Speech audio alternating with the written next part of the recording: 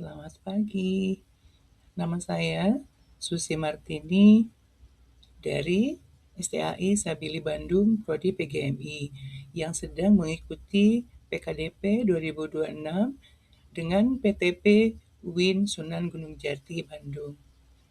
Kali ini saya akan memaparkan mengenai materi keterampilan proses sains atau KPS melalui percobaan faktor yang mempengaruhi pertumbuhan tumbuhan dengan model inquiry.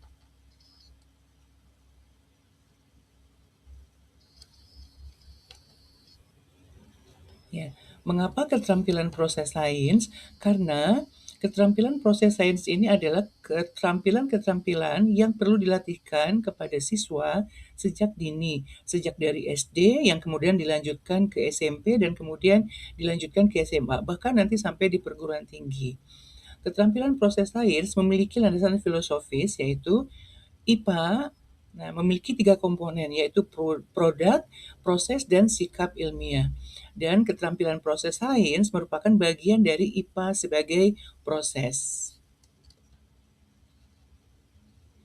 Beberapa keterampilan yang dilatihkan pada saat siswa mempelajari IPA di antaranya adalah siswa nanti diharapkan mampu memiliki keterampilan sebagai seorang saintis, yaitu mampu mengamati, mengajukan pertanyaan, memprediksi, mengukur, mengontrol variabel, menginterpretasi data, menginferensi, dan merumuskan kesimpulan. Nah, untuk bisa melatihkan keterampilan-keterampilan ini, salah satu model yang sesuai untuk melatihkannya adalah dengan melaksanakan model pembelajaran inquiry. Nah, dan bisa dilihat pada sintaks model pembelajaran inquiry. Sintaks inquiry ini memiliki beberapa tahapan, yaitu pertama orientasi masalah, yang kedua merumuskan masalah, yang ketiga menyusun hipotesis, yang keempat merancang penyelidikan, yang kelima mengumpulkan data, yang keenam menganalisis data, yang ketujuh menguji hipotesis, yang kedelapan menarik kesimpulan, dan yang kesembilan adalah presentasi hasil. Nah, diharapkan dengan melaksanakan sintaks ini nanti calon guru dan kemudian menerapkannya di sekolah bisa melatihkan anak-anak untuk memiliki keterampilan-keterampilan proses sains. Nah, pada perkuliahan kali ini, CEPMK yang ingin dikembangkan adalah mahasiswa mampu mengembangkan materi, struktur, konsep, pola pikir keilmuan, dan kurikulum mata pelajaran umum di madrasah ibtidaiyah atau sekolah dasar yang kreatif dan adaptif. Dan CPMK ini diturunkan menjadi sub CPNK, yaitu mahasiswa diharapkan mampu menganalisis data, hasil penyelidikan, dan menjelaskan keterampilan proses sains yang digunakan dalam pembelajaran IPA berbasis inquiry. Dan tujuan dari pembelajaran kali ini ada 6, semuanya mengacu kepada kemampuan-kemampuan untuk melatihkan mahasiswa agar memahami dan bisa menerapkan keterampilan-keterampilan proses sains. Nah, pada pembelajaran kali ini dimulai dari memaparkan hasil percobaan. Nah, ini disampaikan pada saat apersepsi. Jadi pada apersepsi nanti di kelas diharapkan guru itu bisa menampilkan fenomena, bisa gambar, bisa video, bisa objek nyata. Nah, ini contohnya adalah menampilkan hasil penelitian yang sudah dilakukan oleh orang lain.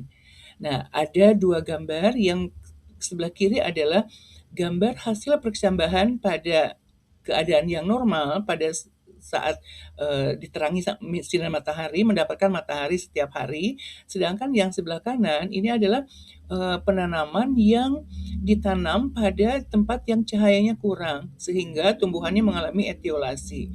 Nah, siswa diminta untuk melihat fenomena ini, pada persepsi ini, dan kemudian mereka ditanya tentang apa perbedaan di antara keduanya. Bisa dilihat dari tinggi batang, besar daun, dan warna daun. Nah, mengapa diberikan dua fenomena ini? Agar anak mulai memikirkan atau mulai berpikir kira-kira apa yang akan dipelajari.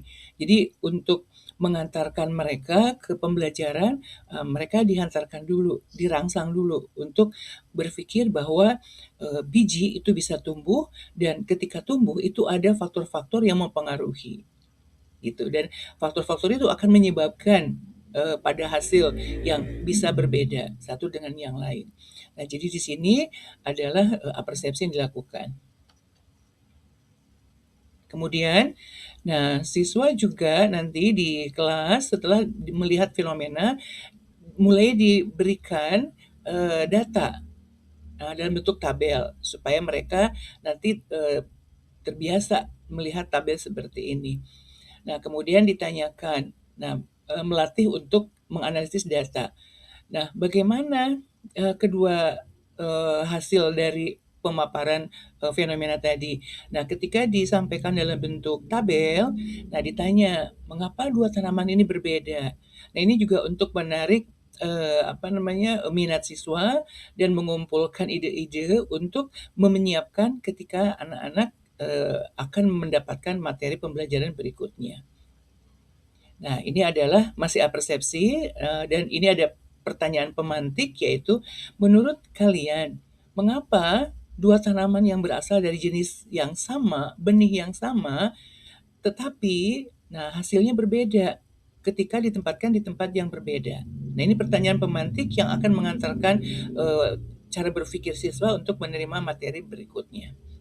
Nah, selanjutnya mulai masuk ke kegiatan inti, yaitu dimulai dari sintaks yang pertama, yaitu merumuskan masalah. Jadi, anak-anak nanti diajak untuk merumuskan masalah berdasarkan persepsi yang tadi. Nah, dan diharapkan rumusan masalahnya adalah apakah lama penyinaran mempengaruhi pertumbuhan kecambah kacang hijau? Karena kita nanti akan menggunakan kecambah atau biji kacang hijau. Nah, kemudian setelah merumuskan masalah, anak-anak nanti diajak untuk menyusun hipotesis atau dugaan sementara. Nah, ini salah satu keterampilan proses sains, yaitu memprediksi. Nah, setelah memprediksi, kemudian diharapkan anak-anak menyusun hipotesis. Nah, jadi kita akan membuat melaksanakan percobaan menggunakan pengaruh luar. Nah, salah satunya adalah pengaruh cahaya. Nah, bagaimana kalau cahaya itu diberikan sedikit, sedang, dan lama terhadap pertumbuhan kecambah? Nah, jadi diarahkan nanti hipotesisnya adalah semakin sedikit cahaya yang diterima kecambah, maka batang kecambah akan tumbuh lebih tinggi. Selanjutnya, setelah menyusun hipotesis, nah siswa nanti diarahkan untuk merancang percobaan, menyusun alat-alatnya apa saja, bahan-bahannya apa saja, dan paling penting adalah siswa bisa tahu apa variabel bebas dari penelitiannya. Nah, apa variabel terikat dari penelitiannya? Setelah mengetahui variabel bebas dan variabel terikat, maka anak nanti dilatihkan untuk menyusun perlakuannya, gitu. Kemudian selanjutnya yang penting lagi adalah setelah merancang percobaan, nanti siswa melakukan pengamatan, dan pengamatan itu adalah data. Nah, data-data hasil pengamatan sebaiknya disampaikan dalam bentuk tabel. Jadi tabelnya ada tabel yang terdiri dari hari, biasanya hari yang digunakan adalah seminggu karena pembelajaran biasanya seminggu sekali. Kemudian waktunya dibedakan, ada yang 4 jam penyinarannya, ada yang 8 jam penyinarannya, ada yang 12 jam penyinarannya. Jadi ini anak-anak diberikan contoh tabelnya apabila belum biasa menggunakan tabel atau membuat tabel, tapi kalau sudah biasa, anak-anak juga bisa dilatih untuk membuat tabel sendiri. Dan kemudian anak-anak juga diajarkan untuk bagaimana mengubah tabel menjadi bentuk yang lain. Nah, tentu saja kalau mahasiswa harusnya bisa mengubah tabel menjadi bentuk yang lain. Contohnya ini adalah membuat diagram, bisa juga membuat grafik gitu. Nah, untuk apa? Nah, mengubah tampilan tabel menjadi bentuk lain, itu akan memudahkan kita dalam menyusun kesimpulan. Karena di sini bisa dilihat dengan gambar ini, mana yang ekstrim tingginya cepat dan mana yang lambat. Nah, jadi bisa dilihat yang berapa jam penyinaran yang tinggi, yang cepat, dan mana yang tidak. Jadi ini tujuannya untuk membantu membuat kesimpulan dan juga melatih literasi sainsnya anak-anak gitu. Kemudian selanjutnya, nah setelah anak-anak dilatihkan bagaimana cara mengumpulkan data, maka mulai dilakukan pengamatan. Nah, dan kemudian pengamatan itu setelah disampaikan dalam bentuk tabel, maka anak-anak diharapkan mampu menganalisis data. Jadi data-data yang tadi dianalisis, nah bagaimana caranya? Nah, guru sebaiknya memandu atau mengajak anak-anak menganalisa tabel, melihat tabel. Kemudian tabel ini dibuat berfungsi. Jadi kita membaca tabel dan kemudian dari tabel ini dilakukan tanya jawab. Mengapa begini, mengapa begitu, apa alasannya, ini apa sebabnya. Sehingga anak-anak nanti bisa memahami bahwa, oh ternyata kalau yang disinarinya sedikit, rata-rata pertumbuhannya cepat. Sedangkan yang lama pertumbuhannya lambat. Jadi kalau begitu apa pengaruh dari cahaya? Apa pengaruh lama penyinaran? Nah, setelah anak-anak bisa memahami pengaruh dari lama penyinaran, maka anak-anak diajak untuk menguji hipotesis. Apakah hipotesisnya diterima atau ditolak. Nah, jadi untuk menguji hipotesis, nah dilatihkanlah bagaimana menganalisis tabel itu.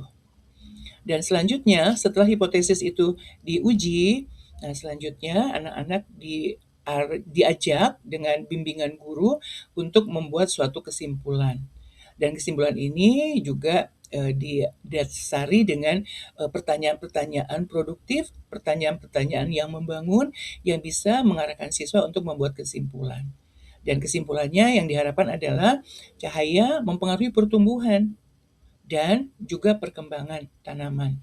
Nah, pertumbuhan dilihat dari tinggi batang, nah kalau perkembangan dilihat dari kualitas daunnya dan kualitas batangnya. Nah, kemudian setelah anak-anak dilatih menarik kesimpulan, maka anak-anak juga dilatih untuk menyampaikan hasil pekerjaannya. Nah, jadi mereka dilatih untuk mempresentasikan hasil pekerjaannya. Nah, dan mereka dilatih untuk melatihkan keterampilan proses sains, yaitu mengkomunikasikan hasil. Nah, jadi anak-anak nanti bisa diajak untuk menampilkan hasil-hasil percobaannya dan menampilkan judulnya apa, hipotesisnya apa, tabelnya apa, grafiknya bagaimana, dan kesimpulannya bagaimana. Nah, setelah selesai melaksanakan sintaks dalam model pembelajaran inquiry, kemudian siswa diajak untuk melaksanakan diskusi kelas, dan pada saat diskusi kelas, guru memberikan atau menyampaikan beberapa pertanyaan yang bisa memperkuat pemahaman siswa tentang pengaruh faktor luar pada pertumbuhan kecambah. Kemudian setelah diskusi kelas, nanti siswa diajak untuk melakukan refleksi. Nah, karena tujuannya adalah untuk melatihkan keterampilan proses sains, maka anak-anak diajak untuk merefleksi apakah mereka sudah memahami tidak apa itu keterampilan proses pada saat melakukan penelitian atau pada saat ber-IPA. Nah, nanti anak-anak diajak untuk mengulang kembali apa-apa yang sudah dilakukan, diantaranya adalah melakukan observasi, mengukur, mengklasifikasi, menafsirkan data, menyusun hipotesis, menarik kesimpulan, dan mengkomunikasikan hasil. Dan sebagai penutup pembelajaran, dilakukan kesimpulan secara keseluruhan bahwa pertumbuhan kecambah dipengaruhi oleh faktor luar. Dan salah satunya adalah faktor cahaya. Dan kemudian guru memberikan tugas kepada siswa untuk pertemuan berikutnya. Nah, yaitu lanjutan dari pelaksanaan pembelajaran ini, karena mereka sudah melakukan percobaan, maka selanjutnya adalah mereka diminta untuk membuat draft laporan percobaan pengaruh faktor luar pada pertumbuhan kecambah biji kacang hijau untuk dilaporkan minggu depan atau pada pertemuan berikutnya.